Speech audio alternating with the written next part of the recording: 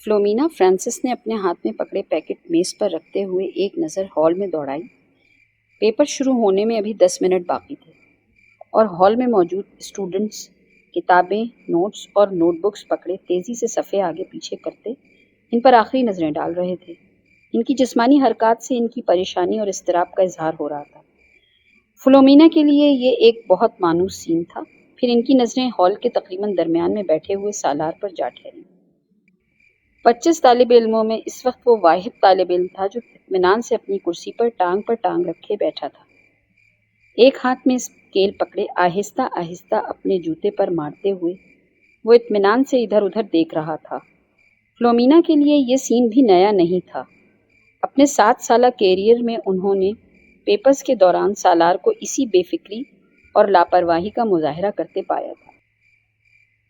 9:02 پر انہوں نے سالار کے پاس سے گزرتے ہوئے اسے ایم سی کیوز پر مبنی آبجیکٹو پیپر تھمایا۔ 30 منٹ کے بعد اسے وہ پیپر ان سے لے لینا تھا۔ 9:10 پر انہوں نے سالار کو اپنی کرسی سے کھڑا ہوتے دیکھا۔ اس کے کھڑے ہوتے ہی ہال میں اس سے پیچھے تمام اسٹوڈنٹس نے سر اٹھا کر اسے دیکھا۔ وہ پیپر ہاتھ میں لیے فلومینا کی طرف جا رہا تھا۔ فلومینا کے لیے یہ بھی نیا سین نہیں تھا۔ وہ پہلے بھی یہی کچھ دیکھتی آئی تھی۔ 30 منٹ میں حل کیا جانے والا پیپر وہ 8 منٹ میں حل کر کے ان کے سر پر کھڑا تھا۔ پیپر کو دوبارہ دیکھ لو، انہوں نے یہ جملہ اس سے نہیں کہا۔ وہ جانتی تھیں اس کا جواب کیا ہوگا۔ میں دیکھ چکا ہوں۔ وہ اگر اسے ایک بار پھر پیپر دیکھنے پر مجبور کرتی تو وہ ہمیشہ کی طرح پیپر لے جا کر اپنی کرسی کے ہتھے پر رکھ کر بازو سینے پر لپیٹ کر بیٹھ جاتا۔ انہیں یاد نہیں تھا کبھی ان کے کہنے پر پیپر کو دوبارہ چیک کیا ہو، اور وہ یہ بھی تسلیم کرتی تھیں کہ اسے اس کی ضرورت بھی نہیں تھی۔ اس کے پیپر میں کسی ایک بھی غلطی کو ڈھونڈنا بہت ہی مشکل کام تھا۔ انہوں نے ایک ہلکی سی مسکراہٹ کے ساتھ اس کے ہاتھ سے پیپر پکڑ لیا۔ تم جانتے ہو سالار، میری زندگی کی سب سے بڑی تمنا کیا ہے؟ انہوں نے پیپر پر نظر ڈالتے ہوئے کہا کہ میں تمہیں 30 منٹ کا پیپر 30 منٹ کے بعد سبمٹ کرواتے ہوئے دیکھوں۔ وہ ان کی بات پر مسکرا دیا۔ آپ کی یہ خواہش اس صورت میں پوری ہو سکتی ہے میم، اگر میں یہ پیپر 150 سال کی عمر میں حل کرنے بیٹھوں۔ نہیں، میرا خیال ہے 150 سال کی عمر میں تم یہ پیپر 10 منٹ میں کر لو گے۔ اس بار وہ ہنس پڑا اور واپس مڑ گیا۔ فلومینا نے ایک نظر اس کے پیپر کے صفحات کو الٹ پلٹ کر دیکھا۔ ایک سرسری سی نظر بھی انہیں یہ بتانے کے لیے کافی تھی کہ وہ اس پیپر میں کتنے نمبر گنوائے گا۔ 0۔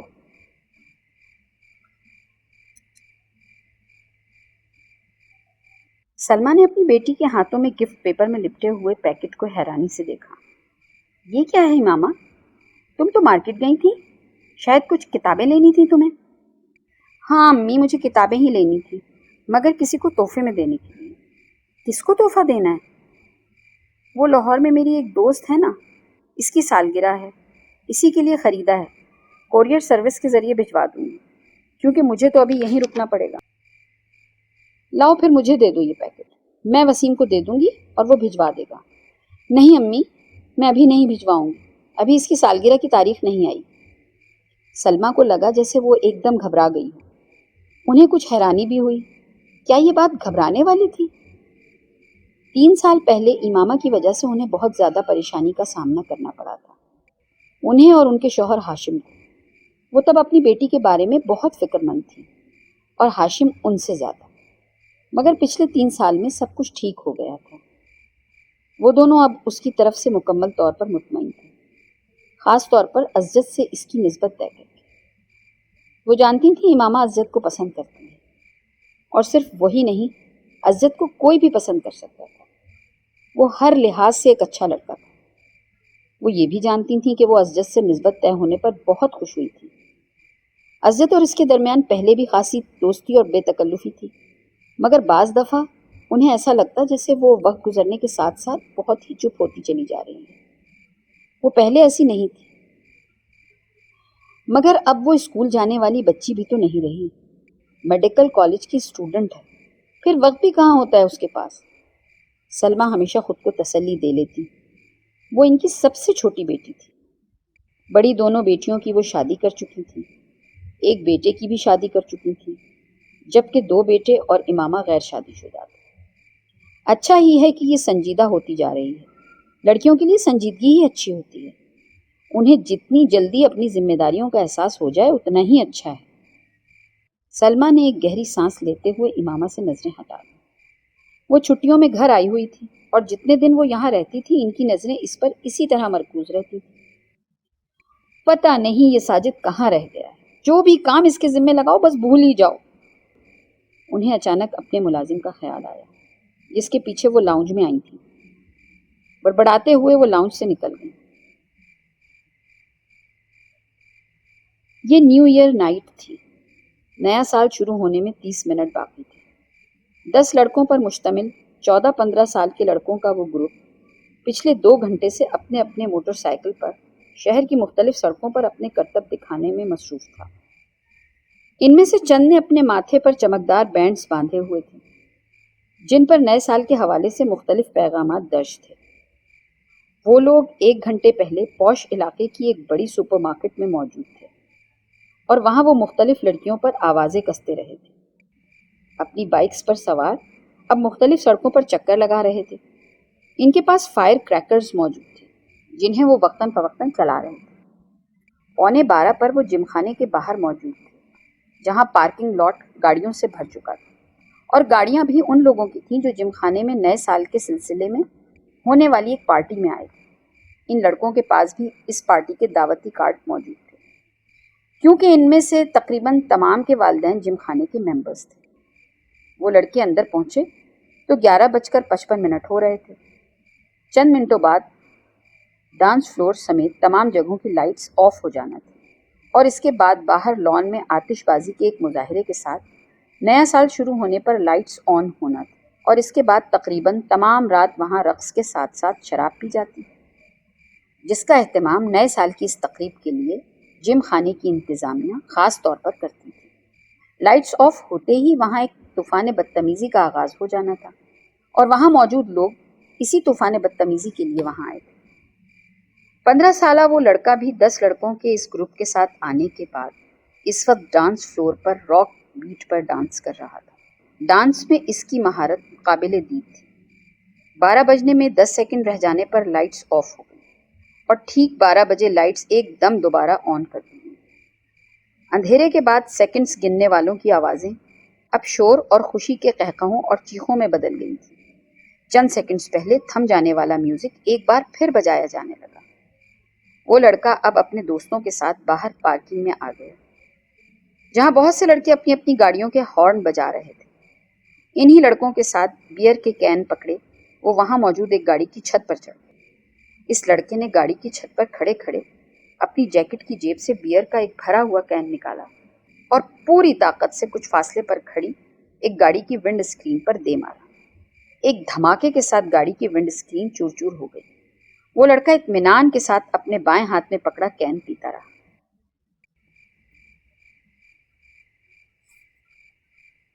وہ پچھلے آدھے گھنٹے سے کامران کو ویڈیو گیم کھیلتے ہوئے دیکھ رہا تھا. اسکرین پر موجود اسکور میں کوئی خاص اضافہ نہیں ہو رہا تھا. شاید اس کی وجہ وہ مشکل ٹریک تھا جس پر کامران کو گاڑی ڈرائیو کرنی تھی. سالار لاؤنج کے صوفوں میں سے ایک صوفے پر بیٹھا اپنی نوٹ بک پر کچھ لکھنے میں مصروف تھا مگر وقتاً فوقتاً نظر اٹھا کر ٹی وی اسکرین کو بھی دیکھ رہا تھا جہاں کامران اپنی جد و جہد میں مصروف تھا. ٹھیک آدھ گھنٹے کے بعد اس نے نوٹ بک بند کر کے سامنے پڑی میز پر رکھ دی. منہ پر ہاتھ رکھ کر جماہی روکی. دونوں ٹانگیں سامنے پڑی میز پر رکھ کر اور دونوں ہاتھوں کی انگلیاں سر کے پیچھے باندھے وہ کچھ دیر اسکرین کو دیکھتا رہا جہاں کامران اپنے تمام چانسز ضائع کرنے کے بعد ایک بار پھر نیا گیم کھیلنے کی تیاری کر رہا تھا. کیا پرابلم ہے کامران؟ سالار نے کامران کو مخاطب کیا. نیا گیم لے کر آیا ہوں مگر اسکور کرنے میں بڑی ہی مشکل ہو رہی ہے، کامران نے بیزاری سے کہا. اچھا مجھے دکھاؤ. اس نے صوفے سے اٹھ کر ریموٹ کنٹرول اس کے ہاتھ سے لے لیا. کامران نے دیکھا پہلے 20 سیکنڈ میں ہی سالار اسے جس اسپیڈ پر دوڑا رہا تھا اس اسپیڈ پر کامران اب تک نہیں دوڑا پایا تھا. جو ٹریک اسے بہت مشکل لگ رہا تھا وہ سالار کے سامنے ایک بچکانہ چیز محسوس ہو رہا تھا. 1 منٹ بعد وہ جس اسپیڈ پر گاڑی دوڑا رہا تھا اس اسپیڈ پر کامران کے لیے اس پر نظریں جمانا مشکل ہو گیا. جبکہ سالار اس اسپیڈ پر بھی گاڑی کو مکمل طور پر کنٹرول کیے ہوئے تھا۔ 3 منٹ کے بعد کامران نے پہلی بار گاڑی کو ڈگمگاتے اور پھر ٹریک سے اتر کر ایک دھماکے کے ساتھ تباہ کرتے دیکھا۔ کامران نے کچھ مسکراتے ہوئے مڑ کر سالار کو دیکھا۔ گاڑی کیوں تباہ ہوئی تھی وہ جان گیا تھا۔ ریموٹ اب سالار کے ہاتھ کے بجائے میز پر پڑا تھا اور وہ اپنی نوٹ بک اٹھائے کھڑا ہو رہا تھا۔ کامران نے سر اٹھا کر اسے دیکھا۔ بہت ہی بورنگ گیم ہے، سالار نے تبصرہ کیا اور کامران کی ٹانگوں کو پھلانگتے ہوئے لاؤنج سے باہر نکل گیا۔ کامران ہونٹ بھینچے 7 ہندسوں پر مبنی اس اسکور کو دیکھ رہا تھا جو اسکرین کے کونے میں جگمگا رہا تھا۔ کچھ نہ سمجھ میں آنے والے انداز میں اس نے بیرونی دروازے کو دیکھا جس سے وہ غائب ہوا تھا۔ وہ دونوں ایک بار پھر خاموش تھے۔ عزت کو الجھن ہونے لگی۔ امامہ اتنی کمگو نہیں تھی جتنی وہ اس کے سامنے ہو جاتی۔ پچھلے آدھے گھنٹے میں اس نے گنتی کے لفظ بولے تھے۔ وہ اسے بچپن سے جانتا تھا۔ وہ بہت خوش مزاج تھی۔ ان دونوں کی نسبت ٹھہرائے جانے کے بعد بھی ابتدائی سال میں اس میں کوئی تبدیلی نہیں آئی۔ عزت کو اس سے بات کر کے خوشی محسوس ہوتی۔ وہ حاضر جواب تھی، مگر پچھلے کچھ سالوں میں وہ ایک دم بدل گئی اور میڈیکل کالج میں جا کر تو یہ تبدیلی اور بھی زیادہ محسوس ہونے لگی۔ عزت کو بعض دفعہ یوں محسوس ہوتا جیسے اس سے بات کرتے ہوئے وہ حد درجہ محتاط رہتی۔ کبھی وہ الجھی ہوئی سی محسوس ہوتی اور کبھی اسے اس کے لہجے میں عجیب سی سرد مہری محسوس ہوتی۔ اسے لگتا تھا وہ جلد از جلد اس سے چھٹکارا پا کر اس کے پاس سے اٹھ کر چلے جانا چاہتی ہے۔ اس وقت بھی وہ ایسا ہی محسوس کر رہا تھا۔ میں کئی بار سوچتا ہوں کہ میں خواہ مخواہ ہی تمہارے لیے یہاں آنے کا تردد کرتا ہوں۔ تمہیں تو اس سے کوئی فرق نہیں پڑتا ہوگا کہ میں آؤں یا نہ آؤں۔ عزت نے ایک گہری سانس لے کر کہا۔ وہ اس کے بالمقابل چیئر پر بیٹھی دور باؤنڈری وال پر چڑھی ہوئی بیل کو گھور رہی تھی۔ عزت کی شکایت پر اس نے گردن ہلائے بغیر اپنی نظریں بیل سے ہٹا کر عزت پر مرکوز کر دی۔ عزت نے سوالیہ نظروں سے اسے دیکھا مگر وہ خاموش رہی تو اس نے لفظوں میں کچھ رد و بدل کے ساتھ اپنا سوال دہرایا۔ تمہیں میرے نہ آنے سے کوئی فرق نہیں پڑے گا امامہ، کیوں ٹھیک کہہ رہا ہوں نا میں؟ اب میں کیا کہہ سکتی ہوں اس پر؟ تم کم از کم انکار تو کر سکتی ہو، میری بات کو جھٹلا تو سکتی ہو کہ ایسی بات نہیں ہے۔ میں غلط سوچ رہا ہوں اور ایسی بات نہیں ہے، آپ غلط سوچ رہے ہیں۔ امامہ نے اس کی بات کاٹ کر کہا۔ اس کا لہجہ اب بھی اتنا ہی ٹھنڈا اور چہرہ اتنا ہی بے تاثر تھا جتنا کہ پہلے تھا۔ عزت ایک ٹھنڈی سانس لے کر رہ گیا۔ ہاں، میری دعا اور خواہش تو یہی ہے کہ ایسا نہ ہو اور میں واقعی غلط سوچ رہا ہوں، مگر تم سے بات کرتے ہوئے میں ہر بار ایسا ہی محسوس کرتا ہوں۔ کس بات سے آپ ایسا محسوس کرتے ہیں؟ اس بار پہلی بار عزت کو اس کی آواز میں کچھ ناراضگی جھلکتی ہوئی محسوس ہوئی۔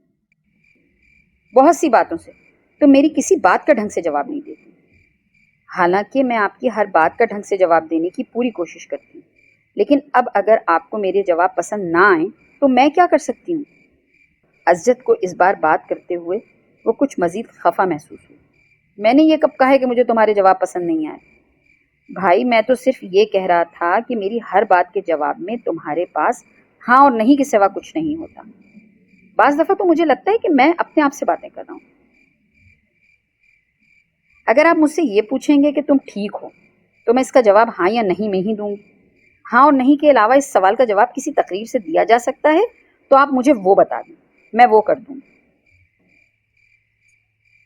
ہاں اور نہیں کے سوا بھی تو کچھ کہا جا سکتا ہے، اور کچھ نہیں تو جواباً تم میرا حال ہی پوچھ سکتی ہو۔ میں آپ کا حال کیا پوچھوں؟ ظاہر ہے اگر آپ میرے گھر آئے ہیں، میرے سامنے بیٹھے مجھ سے باتیں کر رہے ہیں تو اس کا واضح مطلب تو یہی ہے کہ آپ ٹھیک ہیں، ورنہ آپ اس وقت اپنے گھر میں اپنے بستر پر پڑے ہوتے۔ یہ فارمیلٹی ہوتی ہے امامہ، اور آپ جانتے ہیں کہ میں فارمیلٹیز پر یقین نہیں رکھتی۔ آپ بھی مجھ سے میرا حال نہ پوچھا کریں، میں بالکل مائنڈ نہیں کروں گی۔ عزت تو جیسے لاجواب ہو گیا۔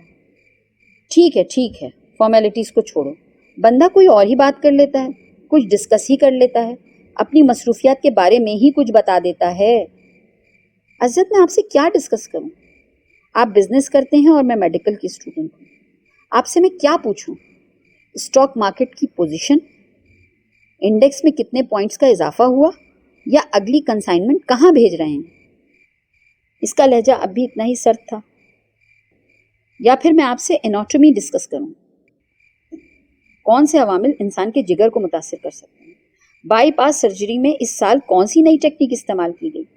दिल की धड़कन बहाल करने के लिए कितने से कितने वोल्ट का इलेक्ट्रिक शॉक दिया जा सकता है।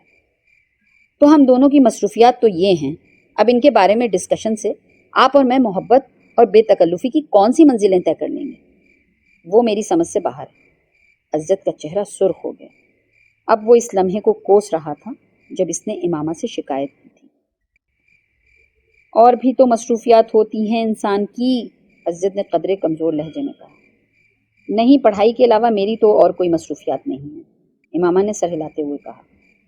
पहले भी तो हम दोनों आपस में बहुत सी बातें किया करते थे। पहले की बात छोड़ें, अब मैं और वक्त ज़ाया करना अफोर्ड नहीं कर सकती। हैरत तो मुझे आप पर हो रही है, आप बिजनेसमैन होकर इतनी इमेच्योर और इमोशनल सोच रखते हैं। आपको तो खुद बहुत प्रैक्टिकल होना चाहिए। अज़्ज़त कुछ बोल ना सका। हम दोनों के दरमियान जो रिश्ता है वो हम दोनों जानते हैं। अब अगर आप मेरी प्रैक्टिकल अप्रोच को बेइल्तिफाती, बेनियाजी और नाराज़गी समझें तो मैं क्या कर सकती हूँ। मैं आपके साथ यहाँ बैठी हूँ तो इसका मतलब यही है कि मैं इस रिश्ते को अहमियत देती हूँ, वरना कोई अजनबी तो इस तरह यहाँ मेरे साथ बैठकर चाय नहीं पी सकता। वो एक लम्हे के लिए रुकी। और जहाँ तक इस बात का ताल्लुक है कि आपके आने या ना आने से मुझे कोई फ़र्क पड़ेगा या नहीं, हकीकत यह है कि हम दोनों ही बहुत मसरूफ़ रहते हैं। हम मॉडर्न एज की पैदावार हैं। ना तो मैं कोई हीर हूँ कि आपके लिए घी की चूड़ी ले जाकर घंटों आपकी बांसुरी सुनती रहूँ, ना ही आप रांझे के कबीले से ताल्लुक़ रखते हैं कि मेरे लिए घंटों ये फरीज़ा सर अंजाम दें। सच यही है कि फ़र्क नहीं पड़ता कि हम दोनों मिलें या ना मिलें, बात करें या ना करें, हमारा रिश्ता वही रहेगा जो अब है। या आपको लगता है कि इसमें कोई तब्दीली आ सकती है? अगर अज़्ज़त के माथे पर पसीना नहीं आया था तो इसकी वाहिद वजह दिसंबर का महीना था। इन दोनों की उम्र में 8 साल का फ़र्क था, मगर इस वक्त पहली बार अज़्ज़त को यह फ़र्क 18 साल का महसूस हुआ था। वो उसे अपने से 18 साल बड़ी लगी थी। 2 हफ्ते पहले वो 19 साल की हुई थी, मगर इस वक्त अज़्ज़त को लग रहा था जैसे वो टीन एज से सीधी अधेड़ उम्री में चली गई थी और ख़ुद वो एक बार फिर प्री टीन में आ गया था। वो इसके बिलमुकाबिल टांग पर टांग रखे अज़्ज़त के चेहरे पर नज़रें जमाए इसी बेतासुर अंदाज में इसके जवाब की मुंतज़िर थी। अज़्ज़त ने कुर्सी के हत्थे पर टिके इसके हाथ में मंगनी की अंगूठी को देखा और खंखार कर अपना गला साफ करने की कोशिश की। तुम बिल्कुल ठीक कह रही हो। मैं सिर्फ इसलिए डिस्कशन की बात कर रहा था कि हमारे दरमियान अंडरस्टैंडिंग डेवलप हो सके। अज़्ज़त, मैं आपको बहुत अच्छी तरह समझती और जानती हूँ, और ये जानकर मुझे बहुत अफसोस हुआ कि आप अभी तक ये समझते हैं कि हमारे दरमियान किसी अंडरस्टैंडिंग को डेवलप करने की ज़रूरत है। मेरा ख्याल था हम दोनों के दरमियान अच्छी खासी अंडरस्टैंडिंग है। वो अज़्ज़त का दिन नहीं था, अज़्ज़त ने इतराफ़ किया। और अगर आपका ये ख्याल है कि एनाटॉमी और बिज़नेस को डिस्कस करके हम कोई अंडरस्टैंडिंग डेवलप कर लेंगे तो ठीक है, आइंदा हम यही डिस्कस कर लिया करेंगे। इमामा के लहजे में लापरवाही का उनसर वाज़ेह था। तुमको मेरी बात बुरी लगी है? बिल्कुल भी नहीं, मैं क्यों बुरा मानूंगी? इसके लहजे में मौजूद हैरत के उनसर ने अज़्ज़त को मज़ीद शर्मिंदा किया। शायद मैंने गलत बात की है। शायद नहीं, यकीनन, इसने तीनों लफ्ज़ों पर बारी बारी जोर देते हुए कहा। तुम जानती हो मेरे नज़दीक ये रिश्ता कितनी अहमियत का हामिल है। मेरे बहुत से ख्वाब हैं इस रिश्ते के हवाले से, तुम्हारे हवाले से। अज़्ज़त ने एक गहरा सांस लेकर कहा। इमामा बेतासुर चेहरे के साथ इसी बेल को देख रही। शायद इसीलिए मैं ज़रूरत से ज़्यादा हसास हो जाता हूँ। मुझे इस रिश्ते के हवाले से कोई खौफ नहीं। मैं जानता हूँ ये रिश्ता हम दोनों की मर्ज़ी से हुआ। वो उसके चेहरे पर नज़रें जमाए बड़े जज्ब से कह रहा था, और एकदम ही उसे एक बार फिर यह एहसास होने लगा जैसे वो वहाँ मौजूद नहीं, इसकी बात नहीं सुन रही। अज़्ज़त को लगा वो एक बार फिर खुद से ही बातें कर रहा।